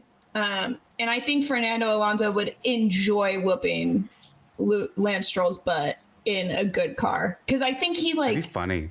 Yeah, I think he would really get a kick out of it. I don't have very many opinions about Lance Stroll. I think it would bring Fernando Alonso joy, which for me is kind of important. I think we're all having fun when he's having fun. MJ, do you have thoughts on Fernando or Lewis? I have so many Ferrari friends that it feels mean to them to talk about anything happening at Ferrari. It's just like, it sucks that his legacy, because I feel like we have such like a recency bias, specifically in F1, that it's like, okay, like we're talking about how he's kind of like booty cheeks right now in Ferrari, but it's like he is a 7-time world champion. However, he is going to be remembered for like these really sad, pathetic radio calls, like not being able to make it to Q3, getting crashed out by Kimi Antonelli, at least for a little bit until people can kind of move on from that. I don't know whether he should retire or whether he should just like, maybe he will be the person to finally get Ferrari to stop being Ferrari. I don't know, but I love the idea of Fernando Alonso having a good time. I would rather subscribe to that than think about whatever's happening with Lewis at Ferrari. Yeah, we'll find a solution for Lewis later. For now, we can just focus on, we can make something happen for Fernando. Mm-hmm. Yeah. Awesome. Let's go to MJ for another wish. Okay. Okay. This is legally they can't do this, but I think it would be really funny. Great way to start. Legally questionable. Okay. Legally, Let's I just don't do it on the think Game Racing podcast. Why not? none of the parties involved would be interested, but I do want NASCAR to work with Hasbro to put out another NASCAR Monopoly game just coincidentally after this lawsuit has been settled. I think that would be really funny. Hilarious. I think we'd make a lot of money. I would be purchasing it. It'd be very tongue-in-cheek. It'd be very good for their SEO too, because then when you Google NASCAR Monopoly, the game would come up, not their lawsuit. You're so right. honestly, it's a great idea. NASCAR should properties are just racetracks. I like that. Yeah. They can be real racetracks, make it licensed, yeah. And then one of them's 2311 Racing, and it's just 2311. Halfway through the game, you have to negotiate a charter agreement that everybody can come to sign on to. Oh my God, yes. Wait. You and your family are at the table like, please don't make me fight this with you. You have to sign the charters. Oh my gosh. You have 2 minutes. There's a little timer. You gotta sign it right now or else you're out. It's one of those timers where if you flip it and it like runs out of time. Yes. I think because that's how I pictured they did it with the real charters. They went to a meeting room, they flipped a little sand timer, and they said you have to sign it. No, that is perfect. I think that you're right though. That'd be perfect. Like just get all the Google searches to be about that. Yeah. Zach, do you like that idea? Would you buy it? I was just thinking of, they used to have like a Chase for the Cup board game that was it wasn't Monopoly, but like it was really fun. I had it when I was a kid. I don't know if I still have it somewhere. It was like 2007. We're playing it. It was cool. I don't know what this is. Like you could roll a dice. I don't remember exactly how the game, like it's literally just like a straight like A to B, like you're racing to the finish. But there were like other things, like if you landed on a draft space, you would gain, I don't know. You would have to like look up a YouTube video or something, but it was pretty fun. I used to like just play it by myself because I just want to watch the 12 cars like just race. Yeah. Yeah. If you find that, I want to play with you. They can make like a game of life with racing where it's like you had your 6th child. That's very NASCAR. And you have to like decide whether you're going to go to this other team or something like that. You know what I mean? Like kind of like, game of life-esque. Sorry, that was... You guys are so many NASCAR babies. Like it's like every time I turn around, there's another child. You're gonna need 2 of those big SUVs. They don't even fit in one of those little game pieces. They have it's like a D&D type game called Heat that's about racing. I was with my nerd friends the other week and they took me to like this game store and I saw it and I'm like, it's like Formula 1, but it's like D&D or something. Like I don't know. I don't know exactly how it works. Yeah, like role play, I guess. It's role play. Yeah, it looks fun. Oh my word. That sounds. Now I'm just looking at racing board games on Google. I'm like, wait a minute, new fixation unlocked? Like, wait. You are watching Stranger Things, D&D. That's on your mind right now. Yeah, true. So I don't know. Andrea, what's another wish you got? Okay. Oh my God, I have so many. My wish is that somebody from the IndyCar world gives it a go at the truck race at St. Pete. I don't care exactly who it is. I don't know if it needs to be a current driver. That might be too much. I think like James Hinchcliffe was like goofing around with the idea. I would love to see somebody from Jack Harvey. That would be so fun to throw him in there in the truck race. I think they're both on Fox. Yeah. Oh my God. Yeah. And it's like, and Race Reporter. I feel like they torture Jack Harvey. That poor man. Yeah. No, but it's like, and it's so endearing. Yeah, he's so good at. Put him in a Fox sponsored truck, and he's just like, I really didn't want to do this, but okay. But I think that like the truck race would be a perfect place for them to goof off a little bit. I think it would build some excitement for the Phoenix race, which I am hoping there's lots of excitement built for it. And I also just think like, I don't know. I love crossovers. I'm like that girl that was like obsessed with the Disney Channel crossover episodes. Like those were always my favorite. I love a good crossover and I don't care who it is, but somebody has to do the truck race. Yeah. We require one tribute from IndyCar and one tribute from NASCAR Truck Series, and we'll do a switch. That would be Did fun. you guys know Colton Herta always wanted to do the Eldora truck race when that was a thing? Really? I didn't even know. Why didn't they let him? Yeah, he had been saying that. I don't know. I don't know if he couldn't get a ride. It was a dirt race too. So I don't know if Colton's ever even raced on dirt, but Was he he wanted to do That's it. what I'm saying. It was a safety thing. They're like, we can't let you do that. Actually, that's just not a good idea, Colton. Like, this was probably when he was like very new to IndyCar. Like, he was probably Well, like he was a 19, rookie 18. the year of the last Eldora truck race. That's why I'm like kind of confused. Yeah. Like, Maybe that's why they were like, hey, you have so much on your plate right now. Like, we cannot add this to it. Like, just learn IndyCar, please. I like that one, Andrea. I think Scott McLaughlin would be cool. I don't know if Penske would allow it because in NASCAR they do Ford and I IndyCar think Chevy, Scott tweeted that he wanted to do it. I think Scott literally, and they have like, don't they have like that new thing now in the truck series where it's like a surprise person is gonna get to do. You're right. So like, it's like the perfect avenue. For Like Dodge, somebody has yeah. to or do Ram, it. yeah. They could do that. Yeah. Ooh. Okay, They're my vote I is feel Jack like Harvey. they will probably do something like that. They'll probably Jack Harvey's a really good pull for that. Even 'Cause he's, throw like, James such- Hinchcliffe in there. Why Yeah, not? James wants to do it, but I think James would like. I think he would get too competitive with it. I Won't think it just be Jeff Hardy has Connor the right Daly spirit. again? I feel like it's just gonna be Connor Daly. Yeah, Connor that's my Daly's thought, done too. trucks before. He's done a lot of NASCAR before. It's gonna be Fine, put him in Connor. the trucks. Fine, At least he'll be in his whatever. seat. Fine. No, like MJ, like that's literally how I feel about it too. I'm like, I don't really want to say Connor Daly right now, but he's probably just going to be That's the it. guy. Is Connor Daly Unfortunately. even going to have an IndyCar seat? So does he count as our That's Indy? true. Oh, Yeah. What is he gonna? He's gonna probably just be in the truck series for real. That's where he's gonna be racing. I have another. I have another With proposal. love, I like the truck series. Another IndyCar driver who's done NASCAR before is Santino Ferrucci. Would we want that? Yeah. How did he do NASCAR? Yeah, that's He did so do NASCAR. fun. He did a couple Xfinity Series races a few years ago for Sam Hunt. Yeah. And Sage, Car Harrison. are you thinking of Sage Karam? Sage Karam did him too. Santino Oh, did okay. some. So maybe Santino did do. Okay, I don't know. I forget Whatever. about Santino a lot, and then somebody always has to remind me he's there. Sorry, my I bad. see. I've already forgotten about him. I'm like already moved on. I'm like, Trigger who? warning, Santino Ferrucci. Sorry about that. Yeah, I should have done a trigger warning. Yeah. Another wish of mine is that I actually want to watch IMSA, and I say this every year. I've watched the Rolex 24. A few years ago, I stayed up for the entire thing. First time I ever did that. It was great. I was exhausted though. And I always love it. Rolex 24. I watched it. I've probably watched it like over 10 years in a row now, most of it. And I love it. Love it so much. But it's like, this is gonna be the year. I'm gonna watch every single race. I'm gonna get really into it. And then I don't. Because it's just always on hard. during IndyCar or NASCAR. And then it's like on at weird times. Like sometimes I work on Saturdays and it's like on a Saturday at like 10 a.m. And I'm like, I'm at work. No, like, I'm sorry. You know. I want to, though. I really want to. Yeah, sports car racing is like in such a golden age. It's so underrated, I feel like, to the American racing fan. Like just seeing all these different manufacturers come together and they're all fielding these wildly different cars, but they're still competing against each other is always the coolest thing to me. Like these cars with completely different engines and stuff. Yeah. And IMSA fans are so cool. Like we have like dabbled a few times in IMSA. Like we watch like maybe 3 or 4 races a year and we talk about it on our podcast.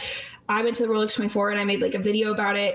And like IMSA fans are so cool. Like they are so into it. Like the vibe at the Rolex 24, like this is people's like Christmas. Like they love it. And I feel like they're a very welcoming fan base and they just want people to like love their racing series as much as they do. So it's like an easy one for us also to be like, we would love to get a little bit more into IMSA than maybe we have been. It's hard. It's just so hard. They do such a good job with the storylines in IMSA too that I feel like in other series they don't. And I don't know whether it's just because they have an insane amount of drivers with all like various different backgrounds. But there's always something to sink your teeth into, which makes watching like sitting down and watching 24 hours of a race interesting. Mm-hmm. It's some of the best racing on earth, but like multi-class racing in general. It's just so entertaining. I love it. I think it's so entertaining and I'm so dumb. It's so hard for me to get what's going on. I'm like, what is going on? There's so many rules and so many like things that you have to learn for IMSA that's why I feel like I'm always scared to get into it. You mentioned crossovers earlier, Andrea. It's the perfect like crossovers. Oh yeah. Like we said, Connor Zilish is going to be doing it. I think Austin Cindric's doing it again this year. You have all bunch of IndyCar drivers doing it every year, and even not just the Rolex 24, but throughout the schedule, like you're sprinkled in throughout as like supporting drivers. It's so fun. It's honestly my favorite to watch just for a fun, good time to have in the background. But like I said with my wish, I want to actually like really get into it more, but it just never happens. And I feel like it probably won't again. Well, it's hard to follow the season in general because they only really have like 12 races and it's spread out through like 6-7 months. I didn't even do that on purpose, but it's spread out throughout a lot of months. Like it's hard to follow, but it's some of the best racing you'll see in the world. Like I'm so serious. So, but we'll see. Because Sebring, it's even like Sebring is always on like a busy weekend. I feel like just follow that. Yeah, I don't know if I put that in my my wish list. I mean, anything IMSA related? No, you did not. I did not. Because I know I'm not going to say that. I hope I watch IMSA more. Because I'm currently fixated on sports car racing because I'm doing it on iRacing. But Santa's gonna show up and like turn your TV on and be like, sit the fuck down. You're watching this, loser. Like, why are you watching NASCAR at Texas when IMSA's at Laguna Seca? You literally do not like this track for NASCAR. What are you doing? But Kyle Larson might win today, or something might happen. Santa's about to get real aggressive with y'all. Zach, do you want to read your last wish here? Yeah, speaking of Kyle Larson, who's, I guess, my favorite NASCAR driver. I say I guess because, like, I don't know, he just won the championship and I felt nothing, but that's more to do with the format. Anyways, I want Kyle Larson to win a super speedway finally so that people can stop acting like he's not good at them, because he's one of the best drivers on super speedways, just no one's paying attention to it. And specifically, I want him to win the Daytona 500 because I have like my Kyle Larson shrine up here. There's one spot that I'm reserving for his Daytona 500 winning car. This is the only crown jewel he has not won in NASCAR. So I just, win the Daytona 500. But unfortunately, Alex, that's going to be a little difficult because the Daytona 500 is not always the most, how do you say, straightforward race. Yeah. Because that's my last wish is I want a good Daytona 500. And this is the most unrealistic one on the entire list. This is the most unrealistic expectation. A good Daytona 500. Yeah, I used to love her. What are we looking for with good? So here's the lore. We will always look forward to NASCAR coming back. The Daytona 500 is the biggest prize in the whole sport, but I feel like the Daytona 500 exemplifies everything that's not wrong with NASCAR, but it's just like last year it felt like I was watching Mario Kart. Like with the way William Byron won it. Like Alex and I, like just growing up watching. Yes, every now and then we had the Trevor Baynes. Trevor Bayne won the Daytona 500 2011. But we also saw like Matt Kenseth win it twice. I saw Dale Jr. win it in 2014. Like we would see really big names win and lose that race, not because of a random backstretch wreck. Yeah, sometimes, but not all the time. Now it's like all the time the Daytona 500 comes down to overtime and avoiding the 3 big wrecks that are going to happen in the past 10 miles. You got to be in the mix. You got to put yourself in the mix. You got to be right place, right time, and sometimes that's 8th. Yep. 8th on the final 12th. Or 12th. You got to look ahead. Yeah, dead last. Like William Byron, Michael McDowell have not won these Daytona 500s like Ryan Newman and Matt Kenseth and Jamie McMurray won them, in my opinion. It's just not the same. See, the Daytona 500 used to be on the same level as the Indianapolis 500 for me. And it is just it was a legit debate. It is like I had to sit there and think, which one do I actually think is bigger? The Daytona 500 for me now is just a spring Daytona race. It's kind of the a Indy joke. 500 is still the Indy 500, Like, it sucks. It's just another NASCAR super speedway race that we have to try to pretend has importance, where before it was, this is a really big race and it happens to be a super speedway race. It's just, I don't know if that makes sense. I'm curious, MJ and Andrea, how do you feel about the Daytona 500? Because you are both newer to NASCAR. Well, I would say... Well, we don't watch it. We don't watch anything seriously. So we were watching the whole time, being like, "Where's Elio? Where's Elio?" We don't watch anything seriously. We were watching Carson Osmar because we thought he was doing something interesting in the back, where he was just hanging out in the back the whole time. We thought it was a strategy for the longest time. We were watching, being like, "No, he's doing it on purpose. So if they all crash, he wins." What else? Yeah, we don't watch anything seriously. So we were watching a different race than probably everyone else was. The in the mix joke kind of was born out of just like, this isn't a serious race. The teardown, because that was the argument that Bianchi had. She's like, well, no, he deserved to win because he was in the mix. I think, I don't know. I never knew that the Daytona 500 was like a serious thing. I thought it was always kind of like not a bit, but like we thought it was always like a kind of a gimmicky gamble race. Yeah, we thought this is like it's just kind of like a crapshoot, and then William Byron might win. It always was a sense of like it had an element of it. There was like an element. It was a part of it. It was like maybe 10-20% of it, but now it's like 90. I mean, DEI, like Dale Earnhardt Incorporated, they used to like win every single super speedway race, and they had like they won 3 of the 4 Daytona 500s in a 4-year span, and then Hendrick won 2 in a row, and then like it's just, and like the best super speedway racers like Denny Hamlin won 3 of those Daytona 500s, and not by accident. And I mean that's like as recent as like 5 years ago. Yeah, like you guys know how Indy has the month of May. Like there used to be speed weeks. There used to be 2 weeks of just practice. Oh yeah, I saw that on the NASCAR TV channel. Yeah. Oh my gosh, I probably watched one of those like a year ago because I was just like, oh my god, memories. But it was just like 2 weeks of just practice. Then they had the Clash, was still at Daytona, and then you had qualifying. Then you had a week of practice for the actual race. Like it used to feel like a big event. I mean, it used to feel like the Indy 500. Because now the Daytona 500 is like if they all just randomly wreck in, I don't know, who's someone random in IndyCar, like Kyle Kirkwood just wins by not doing anything. Not really random. Well, but like I'm trying to compare to like William Byron, but like literally like just anybody. Like Stingray Robb has a shot. I mean, legit shot. I don't know what you're talking about. He has a legit shot. I've always said that. Well, because it's not even. I mean, it's not even about the driver that wins it. It's about how they win it too. Right. Because so is the big one like a recent? There's always been like there's always been a big one, but not as many. A big one, but now you get like 6 of them. And the Daytona 500 Talladega, it used to just be one. Like, we've lost the art of the big one. They got like carried away. It's lost its luster. Like it's not like, oh my gosh, the wreck's gonna happen. It's gonna be anxious. It's like, okay, they're just gonna wreck and again and again and again. And the skill it takes to win the race, like I feel like the harder they're trying, like the more likely they're going to wreck. Like because you have to just hit, and like the bump trapping's gotten more aggressive than it used to be. Yeah. Like if you watch the Xfinity series, when they race at super speedways, there's just more space in between the cars.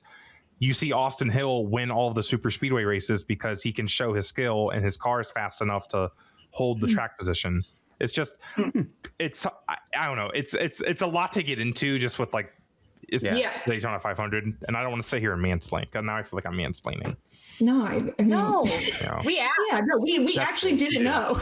I don't know any of this. Actually, the Daytona 500 used to be a big deal.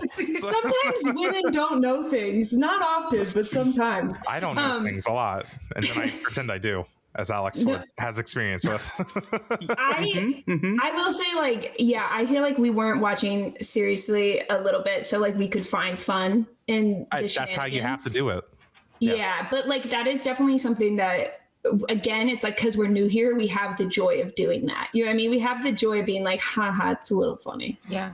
Right. Especially like coming off of like Bowman Gray, and then they're like, we're gonna go to the Daytona 500, and I was like, you guys are so silly. What's next? We're going to the Daytona 500. Hey, I literally, because like this year was the first year that I've watched the entirety of a NASCAR season, and I literally called MJ and I was like, you can't fit cars on that Bowman Gray track, right? Like it's a joke. Like they're joking. You can't fit cars on there. It's a high school track, and she's like, I think you're gonna. They're gonna. Their favorite race, probably. And then we ended up loving it. So we were like, oh, Daytona 500, whatever. Give them some room to spread out, huh? You guys got tired of high school track. And that is like a regular racetrack, by the way. Like they use it throughout the year for like not just NASCAR. It's like I think it's owned or sanctioned by NASCAR. Yeah. I would say that's more the smaller, narrower. Yeah. All short but like in America. It's meant to be like. I think the vibe of that track is silly. Like a lot of fights happen there, a lot of crashes happen there. I'm so excited for Bowman Gray. I literally can't wait. The way they started the season was kind of silly though, because they had 2 super speedways. They had, well, also back to what I was saying, like if the racing at Daytona was like the racing at Atlanta, I would like the Daytona 500. because we saw Chase Elliott actually fight for that win and use his skill to win that Atlanta race. We have said on here before that Atlanta is what Daytona used to be like. Yes. Like 10, 15 years ago. So you guys were saying you really like Atlanta. Yeah. And you just make it the Atlanta 500. And it's new era of NASCAR unlocked. New era of NASCAR. That's what happened if NASCAR would have split. We have the Atlanta 500. That would have been great. Unless we have any other thoughts, MJ, if you have another wish, we can go right into that. Speaking of things we should get rid of in NASCAR, I don't know if that's technically what we're talking about. I think we should get rid of the NASCAR All-Star Race, and then we should replace it with the Disney Channel games. Yeah, sure. It would probably be better, honestly. So it would be more entertaining. But like the Penske games, like a NASCAR racing equivalent. Right. Yeah, sure. Make them play football. Just make them play football, actually. That would kind of be like flag football tournament or something. Something that I think we could convince a lot of them to, and I think none of them are athletic, like in ball and stick sports. I think that would be so funny. But I watched the All-Star race like 4 or 5 months after it happened, and I was like, all this for that? It's well, don't they do it? They do it during the month of May because they know they're like, it was during none of you guys. Yeah, they're like, you guys aren't watching this shit. This ish. Sorry. Yeah. They used to do it at Charlotte, and it was supposed to be like before the Coke 600, kind of like the Coke 600 had its own little speed weeks. And it made sense because it's like they're at, like all the teams are in their hometown. This is the All-Star race. We're having fun, but they're competing for money. So it wasn't never really that big of a deal. I think it fell apart when they tried to bring it to like Texas and Bristol, and they tried going to where are they? North Wilkesboro. It's just like it's not Dover. It's at Dover. Well, now it's at Dover. So now we really now we've lost the cat's out of the bag. They don't care anymore. They're just putting it at random racetracks. Yeah. Just have it Charlotte. If Fox wants to have something dumb on TV for the last week of the year, hell yeah, Disney Channel games, Penske games, whatever. I'm down for. I'd watch. Yeah. Watch. Yeah. Yeah. Make it fun. Yeah. You guys always say you want NASCAR drivers to be stars again.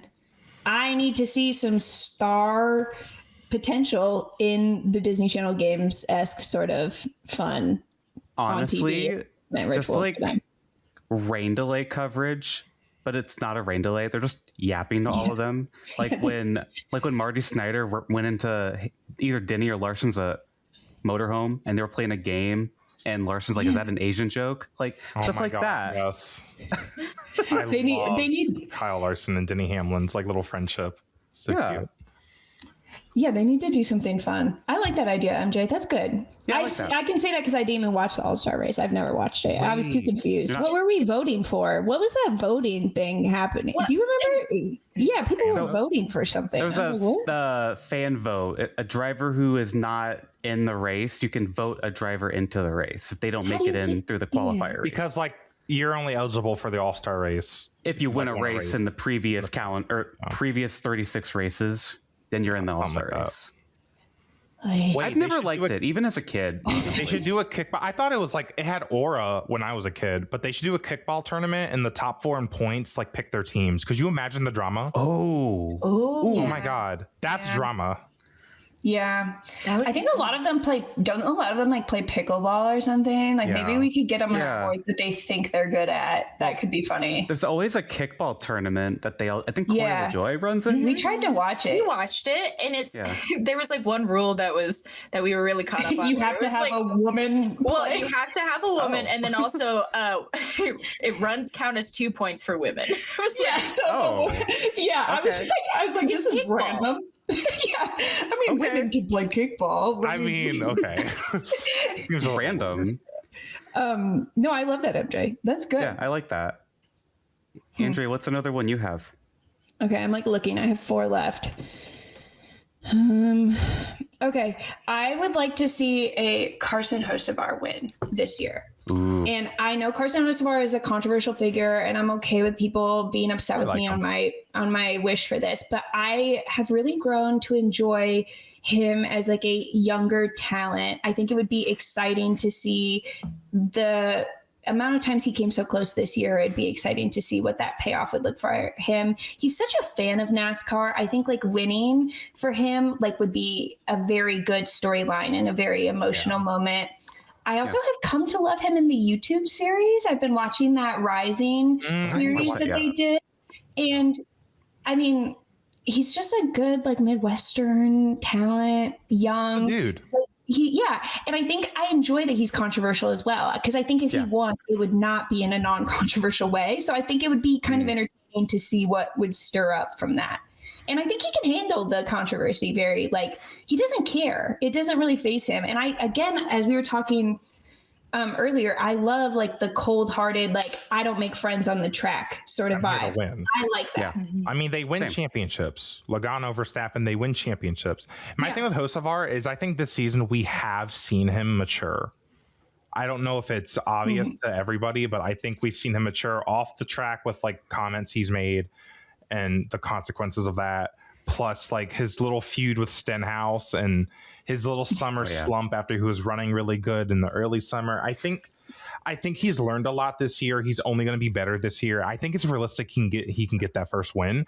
And I don't even think it will necessarily be controversy. I think he'll just be the fastest guy on that last run. Honestly. I mean, that 600, he could have won that. Yeah. So yeah. I think it would be fine. Like, even like if we really want to play into the storyline, like maybe Michigan, because like it's like his home race. Cool. I think he was Michigan. He was up there too. He ran well in Michigan. I think like I understand why some people don't like Carson, but I think that's part of what makes me like him is the like how he handles the controversy. It's like in a way that I really enjoy in drivers. Yeah. And I think that's been very hard for me watching NASCAR this year as like a very new fan. Of like the people that were talking about Carson, it was very common for it to be like, well, you have to do your time. You have to respect your elders. You have to. And I literally was so confused. I was like, what is this? Like, I was like, I thought this was like kind of like a hard-headed sport. Like, you're in it to win it. You don't care what other people think. And then it was very strange for me hearing so many like very well-respected people in the industry being like, Carson needs to learn. He needs to be humbled. And I think that made me like him even more, because I was like, I think that he's the new talent that NASCAR needs. Yeah, I agree. I think there's two sides of that I agree with. I do think at some point he does need like some kind of similar to David Malukas, but in a whole different way. Like, it needs like a little bit of humbling, but it's also like he shouldn't lose his personality and his aggressiveness with that, because we've seen it with Ross Chastain, for example. He's less aggressive and he's not as like compelling of a villain anymore. Yeah. But at the same time, I think Chastain has matured. Like, he still wins races. Yeah. Like, he's one of those guys that now wins races every year. So I think it's kind of worked out for him in a way. And people, he definitely has more respect on the racetrack. You can just tell. So, I don't know. Do you guys have any more wishes to throw out there? I can speed run the ones that I didn't get to say. If you'd like to, go for it. Yeah, just so I can get it out there, because I feel like this is my one chance to really make sure that Santa hears it. I have that. I hope Alex Pillow gets bored of IndyCar and goes for a 2-year stint and does something else, like learns a new craft or a hobby or something. So that clap if you agree. Not even another racing series, just another hobby. Like, starts doing like woodworking in his garage. Yeah, he can come back. He can come back too. But like I really need to see IndyCar like break that 1 million mark for viewers for just about every race, and it's not going to happen if Alex Pillow keeps winning. So with love, you have to go somewhere else and you have to go do something for just a time, please. Just lock him in a porta potty like right before every race. Yeah. I also have, I hope SVG wins on an oval, and it's at a very opportune time so that he can make it to the second round of playoffs. And like, it's like just when you think he's out, and then he's like, actually, I learned ovals. I think that'd be funny. I think it's possible. Like, low key. He's every week me and MJ are like, I don't know, guys, he's getting the hang of it. He's getting better. Like, I don't know if it'll happen this year, but I wouldn't rule it out. He's one of those really talented drivers who has enough car control to like, he's definitely going to figure this out. And he's going to be scary when he does. You remember when we were like, the only good thing we have in IndyCar is that Alex Pillow doesn't know how to do ovals. And now it's like, he knows how to do them. Guys, what the heck? Stop turning the wheel to the right. Oh, then my last speed run one is that the Phoenix IndyCar race is an all-time certified banger classic. And it is like so good that it can never go anywhere. And we will always have an oval before the 500.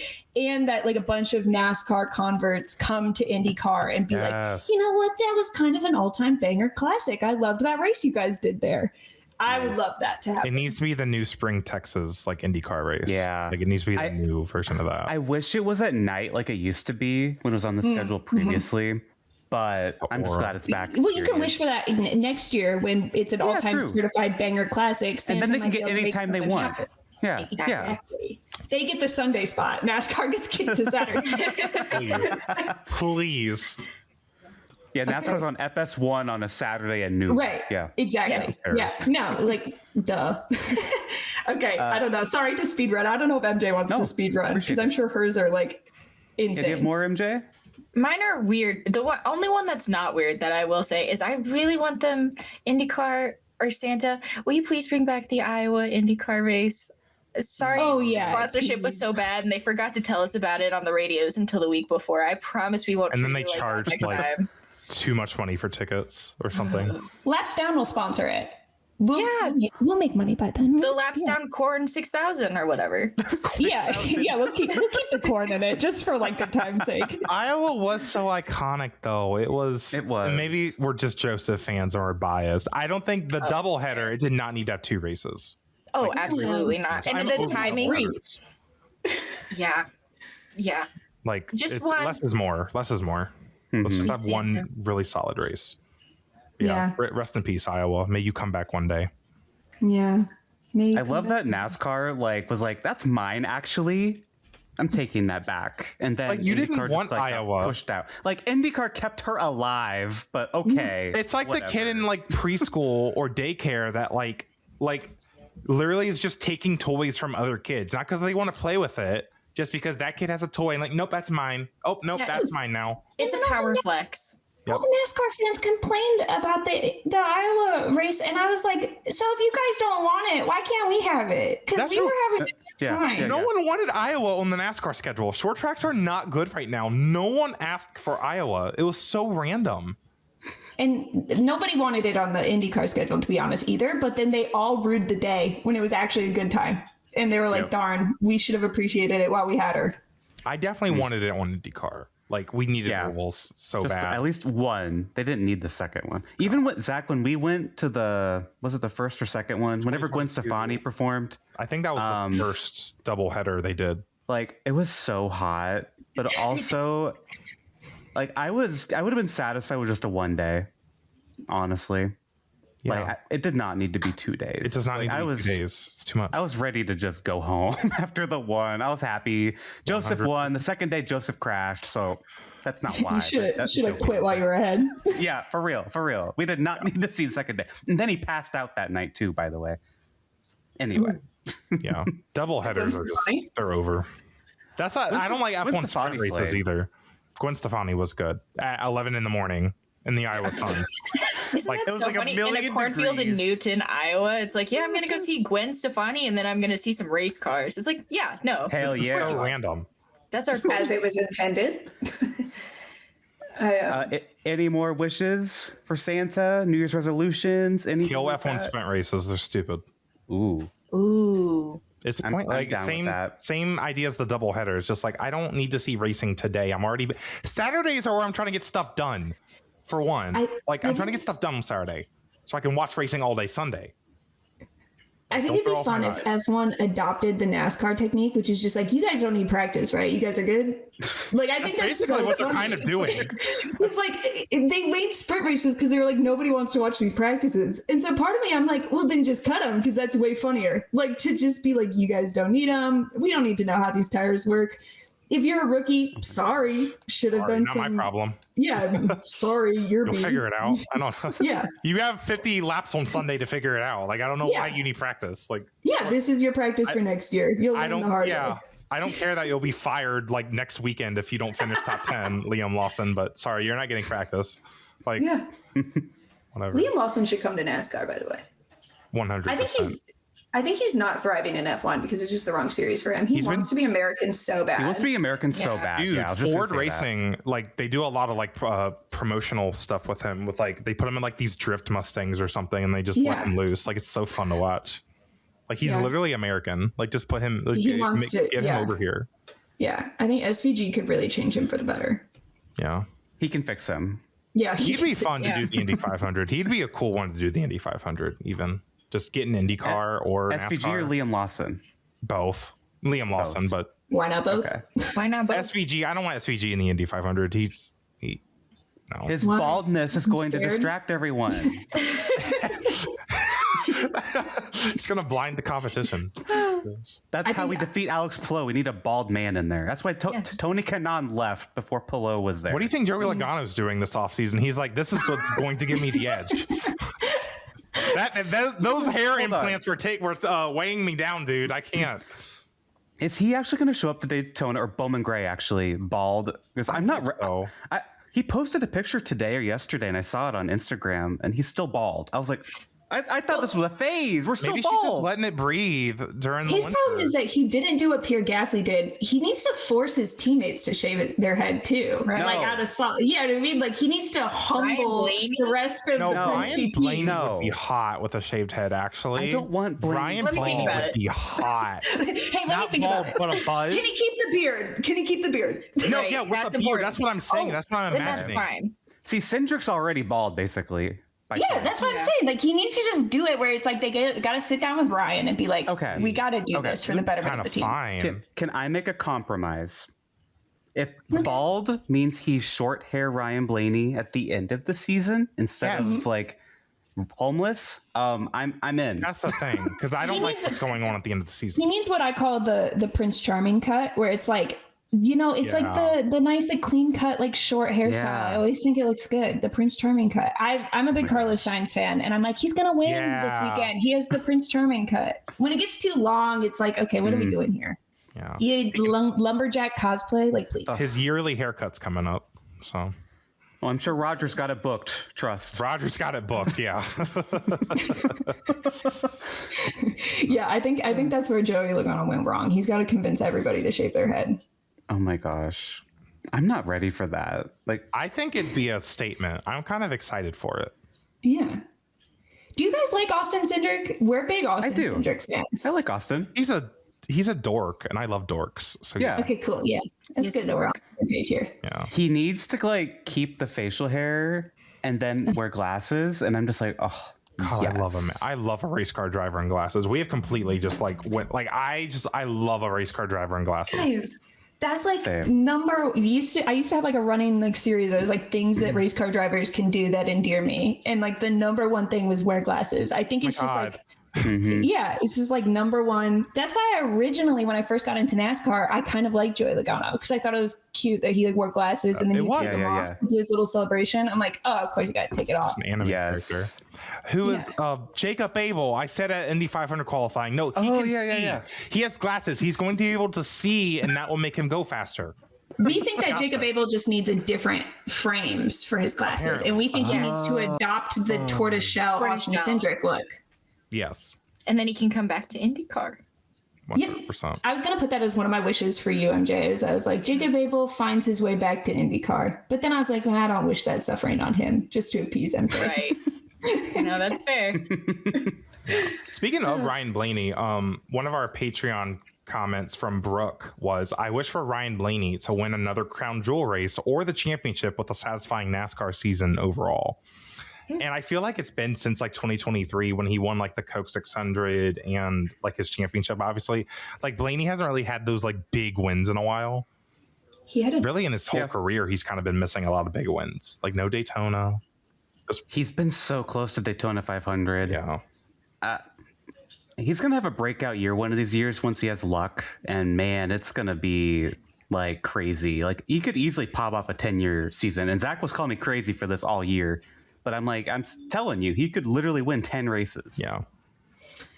I felt really bad every Sunday tuning in to him just getting wrecked. I was like, hey, is he good in there? I'm like, can we like do a wellness check on Ryan Blaney, please? Like, he's not having a good time. Yikes. MJ, do you have thoughts on Blaney? I love what he has going on with the grandfather clocks. Real. Yeah. What do you he's think they really- do with those? Do they think they just have them all in their house? They give them to They got different big members of the houses. team? Some of them give them away. Like you can find them at thrift store. I know this is I made a TikTok once talking about the grandfather clock situation, and JGR used my sound. It got carried and it got carried away, and now I have a grandfather clock in my basement. But they just have like really poorly placed around JGR, so I assume that has to be what they do with it. Like, it's the worst interior design you've probably ever seen. Oh no, JGR, just littered with grandfather clocks. But I think Ryan has a really personal and intimate relationship with his grandfather clock, so they come home with him. Yeah. Oh, I'd find somewhere to put it. Yeah. They all go off. We never got an answer on that. That was gosh, every 15 minutes is when they go off. Who told you that? The JGR people. Oh, fuck.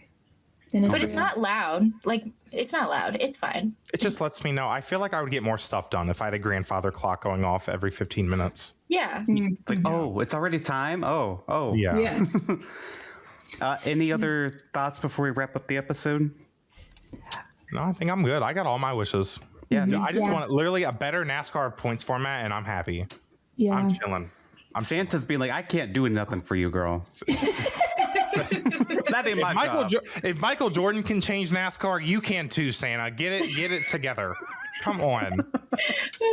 I feel good. I got them all out there. I just feel like I'd be kicking myself if I didn't, at least try with Santa. To get like a weight got lifted off your shoulders. Like, Yeah, no, I'm glad we put it out there. We're going to have a great racing season now in 2026. So, Andrea and MJ, where can our listeners find you guys at? We're at Lapsdown Pod. Laps is plural. Lapsdown Pod on TikTok, Instagram, whatever. We are a podcast on Apple that you can listen to. We recommend Spotify or YouTube because we are really bad at sometimes making things audio only. We have a lot of visual aspect. Our comedy is heavily visual. So you can check us out there and subscribe on YouTube if you're interested. But that's where you can find. We also have our personals. I'm at Apex Andrea. And I'm at MJ_Duffy. Yeah, we both make personal TikToks and everything too. We're kind of like chronically online. You'll find us. We'll come across you. There are so many TikToks that I have sent Zach and Zach has sent me of you two, or just like you're combined. I'm just like, this is hilarious. Like I'm glad you guys said it so that I don't have to say it. Yeah, exactly. This is exactly how I feel. Yeah, we're very online. You'll find us. We make our way to those who need us most. Well, thank you guys for joining us. This was so much fun. Thank you. Oh my gosh. This is great. On. Like, we've been talking about this for a couple months, I feel like. So like this is great. Turned out great. It needed to happen. Yes. I'm so excited. This is so much fun. And you guys run a very professional show here, and it was so much fun. I love your guys' thumbnails, by the way, too. I don't know which one of you guys is the thumbnail designer, but I got to give props to what you do. That's me. I don't play. I do pretty good. If I do say so myself. Only getting better. The logo, that was me. Actually, low-key, that was kind of Alex, too, because I gave you a concept, and you made it pretty. Well, because I basically refreshed the concept that you refreshed from me, basically. Because I refreshed the old logo and you made the new one. And then I turned it just more modern looking. Yeah. So, yeah. Yeah. Well, thank you everyone for listening, and thank you to our Patreon members for their contributions throughout the episode. Patreon.com/gayracingpod if you want to join that. Just $2 a month to submit questions, and $5 tier, you're going to get this early. So if you want early episodes, do that. Hi, John. Hi. And consider giving us 5 stars on Spotify, Apple, and liking and subscribing on YouTube. Follow the pod at Gay Racing Pod on all the socials, and follow Zach and I at Dreamy Zach Racing and at New Gaiden. And the next time we'll see you guys probably near the start of the 2026 racing season, where we can see if these wishes will start to come true. We will see you guys then. Stay safe. Till next time. Bye. Bye.